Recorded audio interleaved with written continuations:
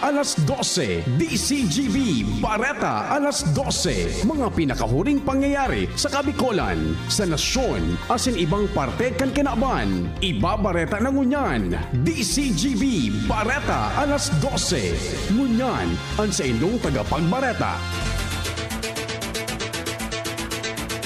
Marhay na do mga tugang Martes po ngunyan, Agosto 13, 2024. Inambareta alas 12 asin kami ang sendong magiging mga tagapagbareta. Ako po si Jasmine Balolo. Ako man po si Mardila, daing iba. Headlines kasi tayong mga dakulang baleta sa dado lokal. Mga aktibidad sa ika-120 taon kan anibersaryo kan Albay Chamber of Commerce and Industry. Pinunanangon niya na aldaw. Publiko, partikular na ang may planong magnegosyo, biging ganyar na magpartisipar. Ibalong Job Fair 2024 nagpapadagos ngunyan sa Legazpi City. 11,000 na mga job vacancies itatangro sa mga job seekers kan 60 mga lokal and overseas employers. Nag-abot kang containerized shipment tali sa ibang nasyon sa Bicol Region. Mapuna sa Septyembre, Bureau of Customs Legazpi handa na sa operasyon kayo ni. Sunshine International School nagpuo ng mag-akseptar nin mga aplikante para sa TESDA courses.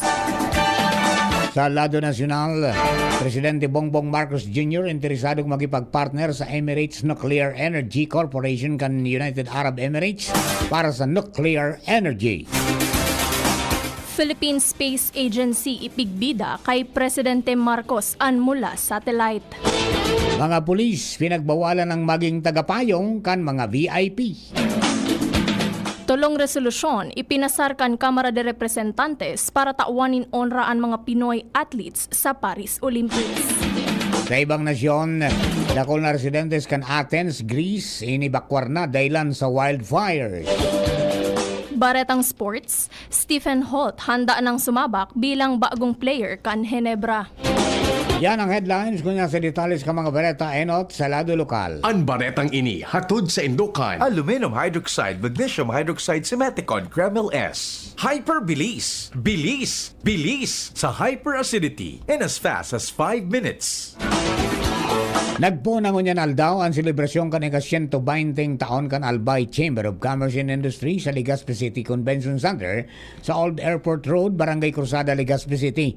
Sigun kay ACCI President Rosemary Quintorey, ang aktibidad bukas sa mga micro, small, and medium enterprises, mga startup entrepreneurs, university students, professionals, educators, business entrepreneurs, asin sa publiko na nagpaplano man na magnegosyo. Sinabi ni Ray na magkakaigwarig din in series of training manungod sa kung paano ang pagpuon sa pagnegosyo, pagparehistro, pagreklamo, cybersecurity, asin data privacy.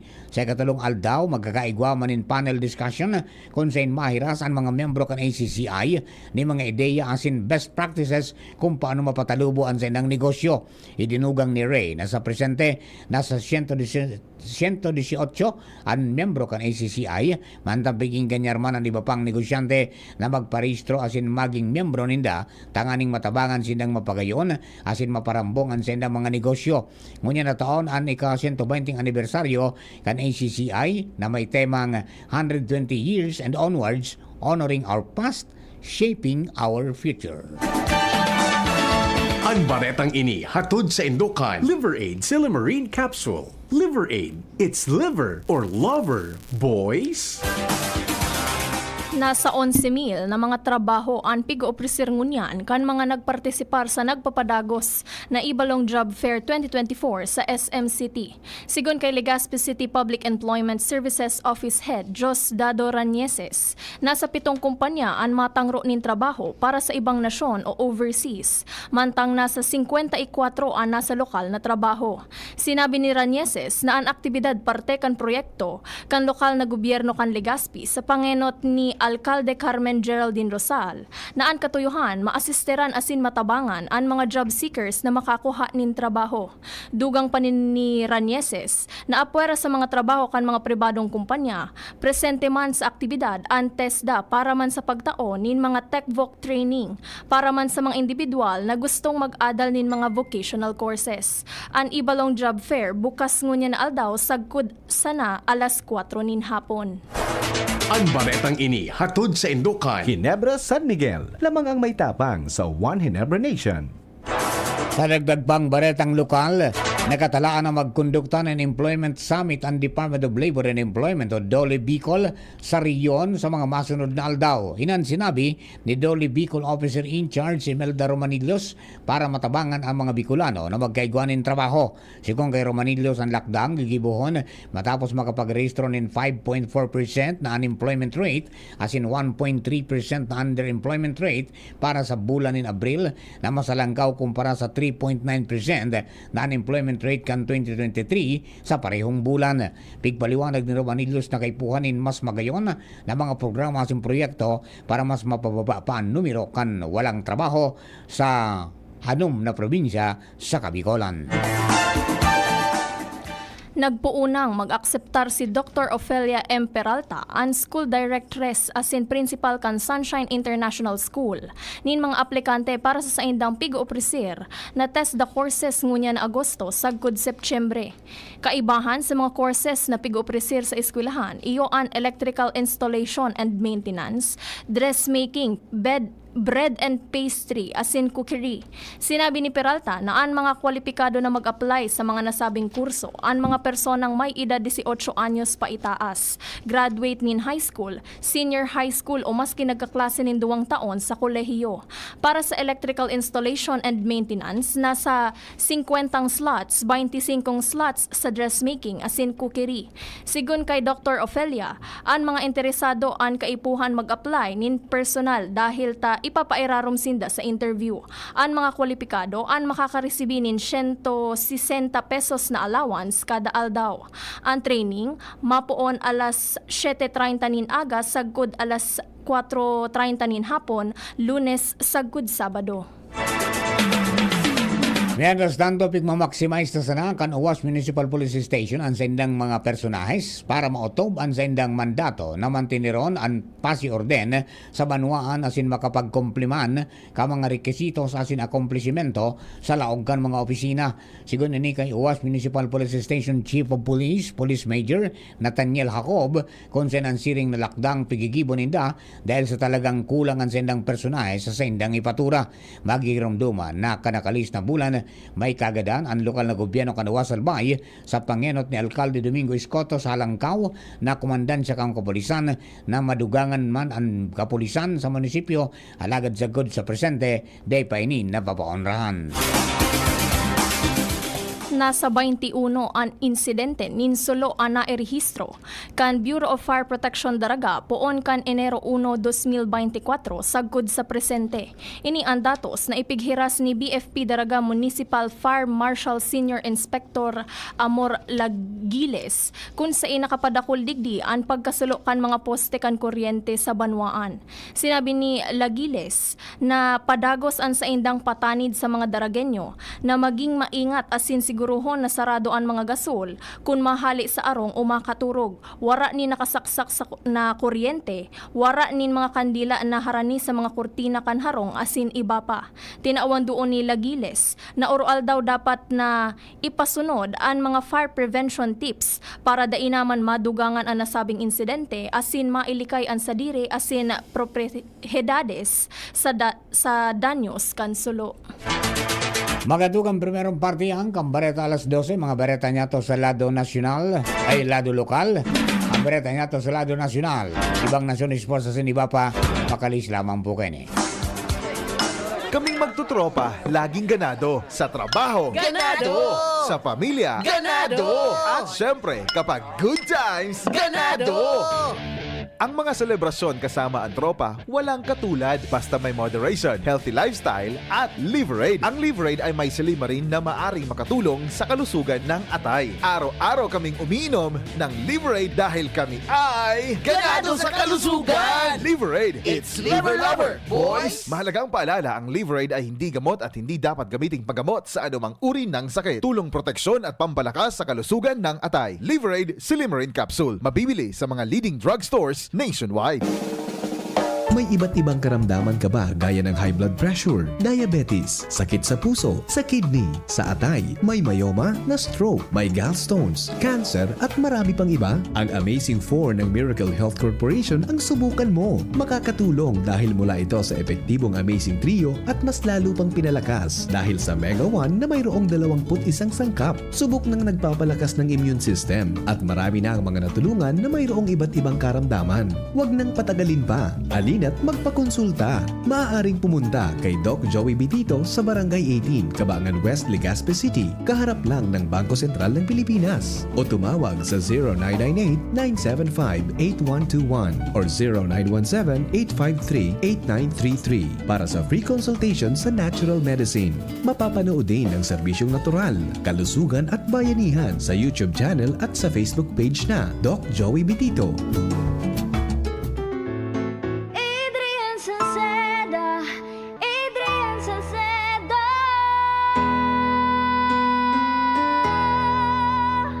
Padagos ang pagtabang niya sa sato padabata. Yan ang satong alkalde sa banwaanin Pulangi. Taon-taon kadako lang mga naginibuhan niya. Idolo padabata si Adrian Salceda. Tunay na aki kang tercer distrito. Nonoy Kap Adrian sa tuyang idolo. Adrian Salceda, padaba siya kan masa. Alcalde kan Pulangi, Mayor Nonoy Kap ikana. Adrian Salceda, pag-asenso na matita. Banuan kan Pulangi kay Mayor Nonoy Kap. Ubo, plemang nakabara, hirap sa paghinga. Dapat may dalang ginhawa. Kaya lagi kong bitbit, Plemex Forte Capsule. Ang Plemex Forte Capsule ay gawa sa halamang lagundi. Ginhawa sa ubo at hika. Magaan dalhin, madaling inumin. Plemex Forte Capsule.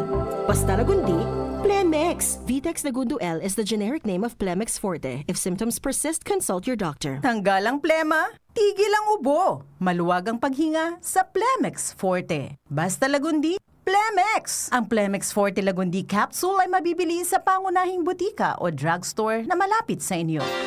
Inihahatod sa inyo kang Department of Environment and Natural Resources, Regional Office No. 5, ang programang Kapalibutan Ta at Tamanon Ta. Kapalibutan Ta at Tamanon Ta. Programang magtataunin informasyon asin kaaraman, manangod sa satuyang kapalibutan, asin sa mandato kan Department of Environment and Natural Resources. Sa tunghinanyugon, kada Webes alas 11 sagkod alas 12 nin pagkaudto, kapalibutan ta at tamanon ta. Hatod sa inyo kang DENR Regional Office 5 asin kan istasyon na ini.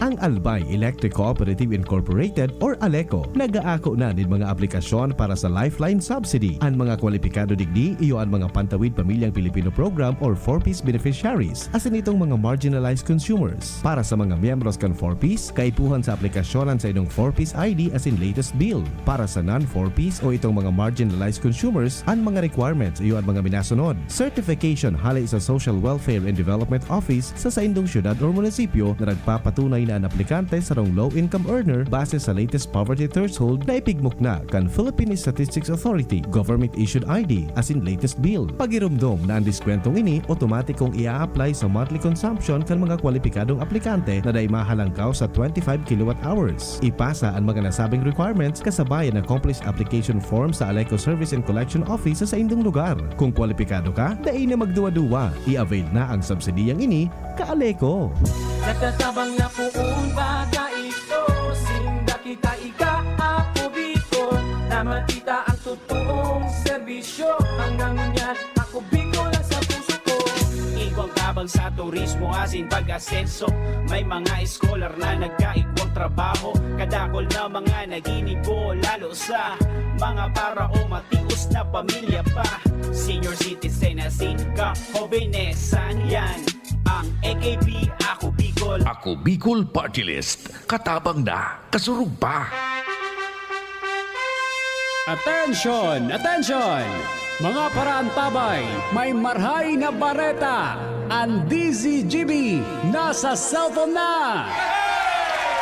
Yes po, madadangog na ang DZGB sa saindong mga cellphone. Sa katuyuhan na mas lalo kamong mapagserbihan asin dagdag na konbenyensya sa saindo gabos, ang DZGB pwede nang ma-access sa paagi kan sa indong cellphone. I-download lang sa saindong mga Android phone ang DZGB app sa paagi kang Google Play Store asin Apple App Store asin nanapo ng DZGB Live. I-install sa saindong gadget asin malinig nindong madadangog ang DZGB. Libre po ini. DZGB. Number 1 na, may Facebook Live pa. Ngunyan, may DZGB Live app na. O, ano pang pigahalat nindong mga paraantabay? Download na! Sa bareta nato sa lado nasyonal, interesado ang Pilipinas na magipag-partner sa Emirates Nuclear Energy Corporation o ENEC para sa posibleng paggamit kan nuclear energy para mapakusog ang supply kang kuryente sa nasyon. Nagbisita kaswapon sa Malacanang si Mohamed Al-Hamadi, Chairman asin Chief Executive Officer kan ENEC, asin nagipag-uron kay Presidente Ferdinand Marcos Jr. Pigtukar kang Presidente asin ni Hamadi ang posibleng partnership para sa pagpapakusog kan enerhiya gamit ang nuclear energy. Enot kaya ni nagpadara ng imbitasyon si Hamadi kay Presidente Marcos Jr. para mag-atendir sa International Declaration of Triple Nuclear Energy 2024 Objectives sa nakatalaan na United Nations General Assembly sa UNGA sa Setyembre. Kamautan kan International Declaration to Triple Energy na mga pudan para mapakusog ang global nuclear energy capacity sa pag-abot kan 2050. May mga nainutman na pagipag-uron ang Board of Investment sa paggamit kan malinig na enerhiya.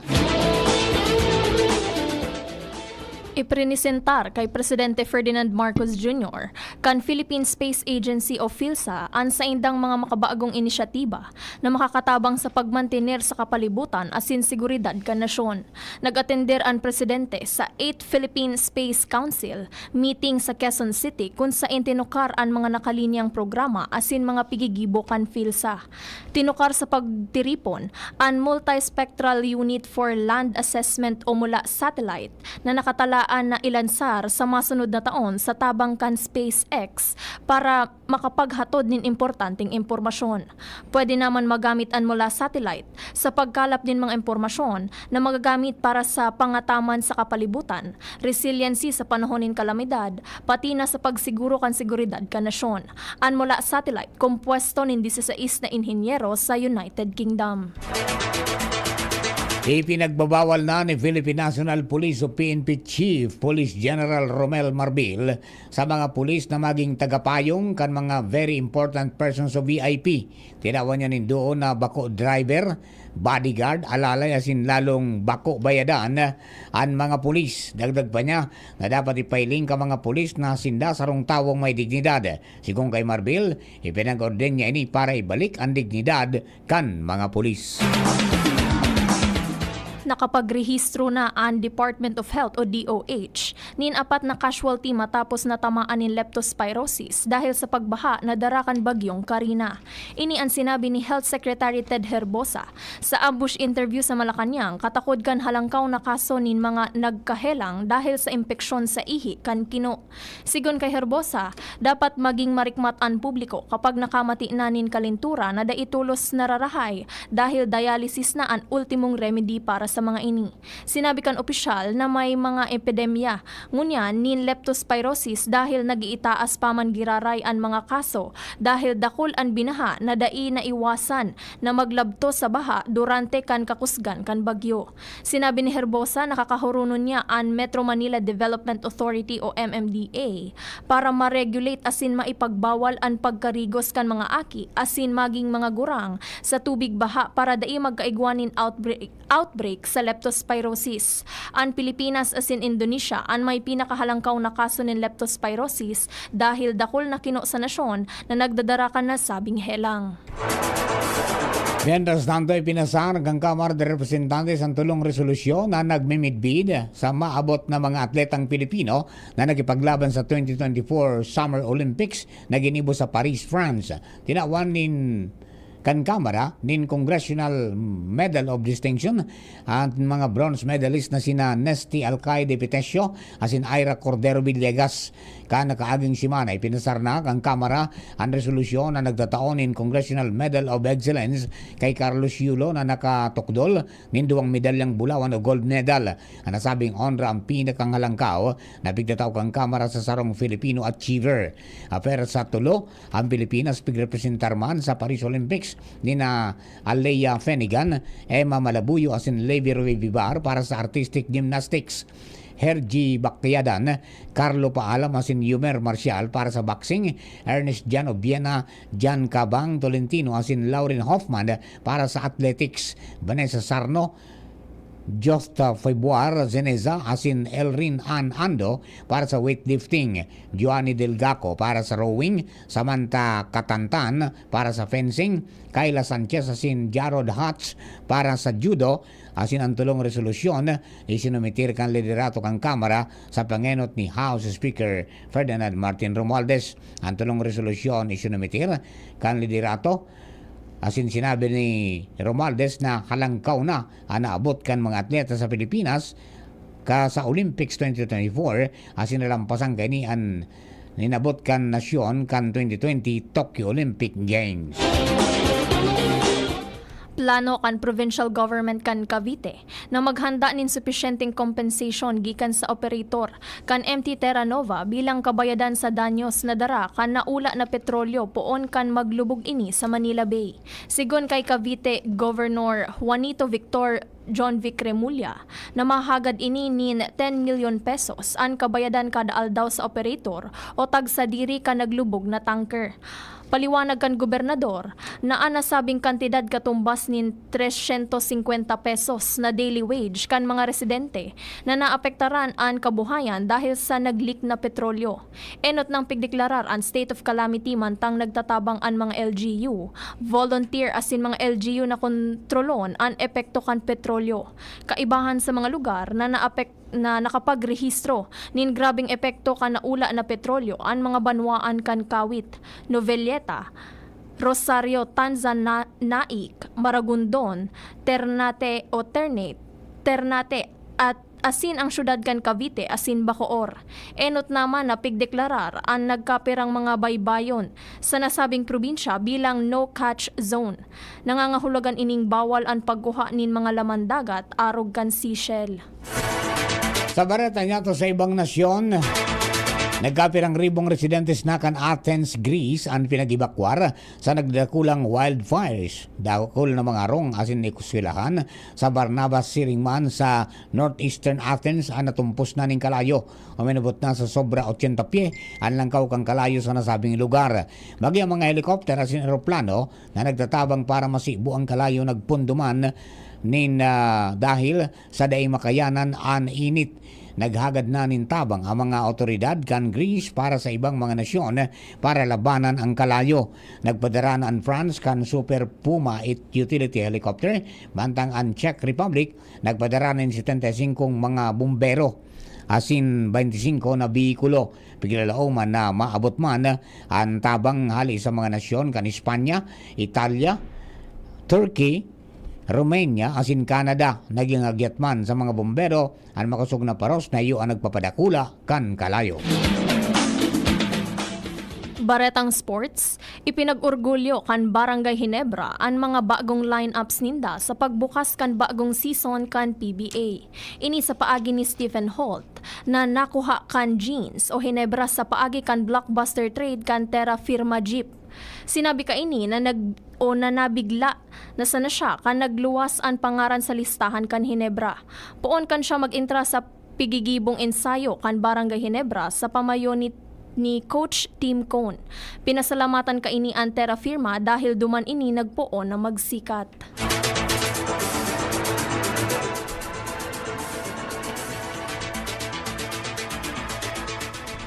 Breakthrough! Sa satuyang barata sa siyensya at teknolohiya, smart newspaper ang apod sa sarong imbensyon na may kukonsiderar na digital newspaper dahil sa pigagamitan ninin voice command tanganing makapagbasa nin mga bareta halis sa manainlain na parte kang kinaban. Sigon sa nakaimbento kaini ang bagong klase ni newspaper, babakalon mo nin sarong bes halagad ang mga bareta dyan ang voluntaryong minaluwas as in updated oral daw. Ang smart newspaper pwedeng mabakal sa kantidad na $10.25.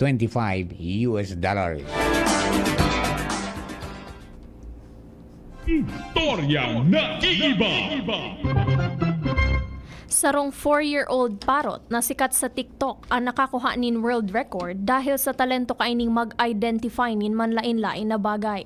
An African gray parrot na si Apollo ang may pugol kan titulong most items identified by a parrot in 3 minutes. Ini matapos na maka-identify nin 12 items arog kan libro, medyas asin tinapay. Sigon sa mag-agom na Dalton asin Victoria Mason na tagsa diri kay Apollo na training da ini sa paagi kan libro ni Irene Pepperberg, sarong animal psychologist. Apera sa pagiging mataling parot, si Apollo ang sikat na social media star kung saan igwa siya nin 2.8 million followers sa TikTok as in 1.37 million subscribers sa YouTube. Flashback. Agosto 13, kan taon 1898-1898 kan mangyari ang Battle of Manila dahil sa nagpapadagos ng gyera entry kan mga Kastila asin Amerikano. Ang nasabing gyera, pigtutubudan, nasarong palabas sana dahil sa planado ining marahay kan mga mananakop. Dahil ang digdi, bako naging magayon ang reaksyon ka mga Pilipino asin naging mitsa para mamakot man ang day pagkasinabutan kan mga Amerikano asin mga Pilipino.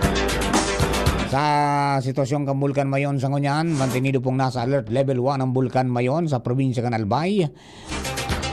Siyempre, ngunyan pong Agosto 13, 2024. Sigon ini sa datos na ipinaluwas kan Feebox kung saan nakapag-resto sindan in tulong volcanic earthquake asin may maluyang banaag o crater glow sa ngimot kang bulkan. Uminabot man sa 24 tonelada ang pigbugang sulfur dioxide kada aldaw asin 500 metros ang langkaw kanaso asin kaibanan man ang paramentas na pagubag kang bulkan o ground deformation bawal magirari ang mga paglaog sa lugar na sakop kan 6 km permanent danger zone asin ang pagpalayag na anuman na klase ng aircraft aran sa ngimot kan Bulkan Mayon. Mga tugang na po ang kabilugang kasatuyang alas 12 mga bareta. Pinipos rin kinalap sa DCGB News Base na nakalis na 6 oras. Napakarang kanatuang nato sa pagsurat kang bareta. Angel Mostaza, Jenny Machuelaran asin Mary Joy Jaresco.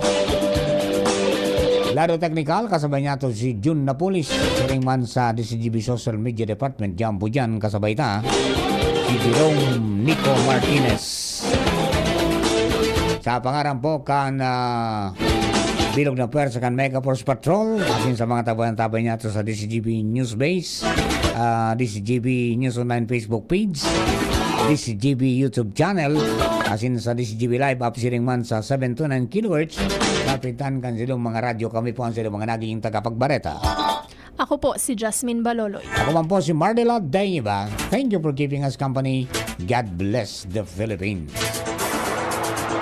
Sa indong nadangog ang mga darakulang bareta ngunyan aldaw. Ang tabayan ng giraray sa aga, ang sarupang edisyon.